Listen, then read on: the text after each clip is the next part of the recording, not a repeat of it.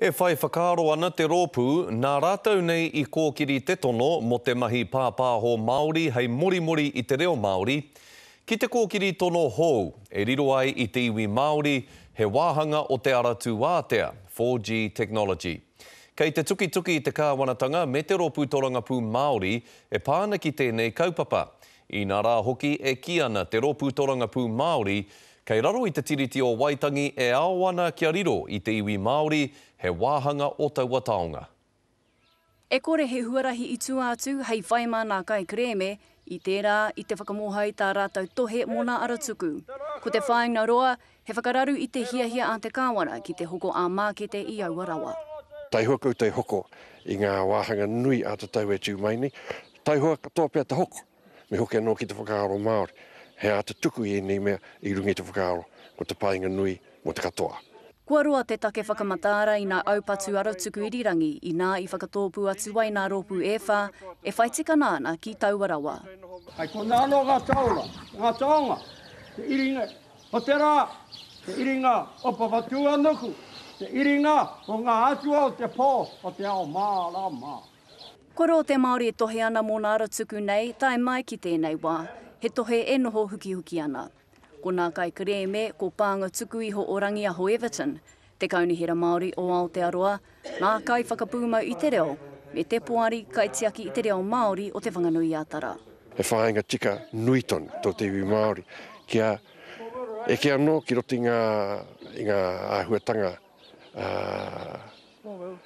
hanga I ngā huarahi hau nei, waihanga tikanga mo te rangatahi, mo te ao apōpō, ana kia whakawātea tia mai e tahi wāhanga o ngā raihana nei. He rōpū kua roa e kōrero tahi ana me te karauna I raro I nā tikana o te tiriti o Waitangi, tai mai ki tēnei wā, nā kei te tū tonu tehi o te karauna ki nā tono a te Māori mō enei taona. Ngā huarahi ka wātea mai roti ngā mahi o ngā kaipū tai ao, ka wātea tonu nei, kia wātea tonu nei huarahi ki te iwi Māori, ki hou mai hoki he wāhanga tōtika. I tēnei wā, kei te whakatika te kāwana ki te hoko a mākete, he whitirau megahertz o nā aratuku mō nā waia pūkoro. Ahakoa te kaha nā rōpū nei ki te tohe mō rātau tika, auare ake. Peata Melbourne, Te Karere. Nā e te iwi, ko mere ana Selby te māngai o Ngāti Raukawa mo tēnei take aratu wātea nei. I kōrero mātou ki aia, mo te whai wāhi atu o te iwi Māori ki te aratu wātea, hei taonga poi I te reo Māori me te ahurea Māori. Take nui, he take nui mo te iwi Māori, mo tēnei hāpori me mea ka kōrero mō Ngāti Raukawa mō te atea mō Ngāti Toa ngā iwi, nā te wānanga Raukawa whakatū I ngā tautori te kaumātahi ki muri. Kōrero mātou e reapo ana me pēhea e whakaora tia ai tō mātou reo o konei o te rohe nei. Ko te arere tētehi huarahi tino nui kia mātou. Ara, ko te ipurangi, ko te reo irirangi I rāhotanga katoa kei mātou tō mātou ake reo irirangi I o taki tā mātou mahi whakapāho I te reo iringi I te reo irirangi. Ana I tēnei wā, he kaupapa ako kei te whakapāho tia iringi I tō mātou reo irirangi.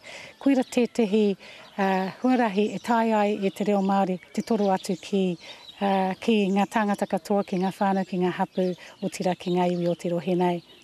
I tōna tikanga ko te whai wahanga ki te aratu ātea, tētahi o ngā whakaritenga I moitahi ai a ngā hinara me te rōpū torangapū Māori, hea ngā kōrero mō taua whakaritenga I nāia tonu nei? Kāre tai au te kōrero mō tērā, hoi anō taku tūmanako, taku tono, taku inoi, atu ki te Pāti Māori ki autonu ki tā rātau I whakai ai te tahi nahinara kia kaua e tuku I tērā take I tērā whakaitangi Wainganui a rātau.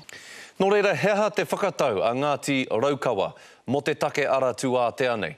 Kei runga mātou te huarahi ki autonu ki tō tātou reo, e tai ai e tātou te ki ngā tau kei te heke mai, ai he Māori tātou. Ki te kore he reo, ko kore e tae te pērā. Nā reire, e kore mātou e hinga I ngā enei momotake ka autonu ki tērā whakapono. Meriana Selby o Ngāti Raukawa.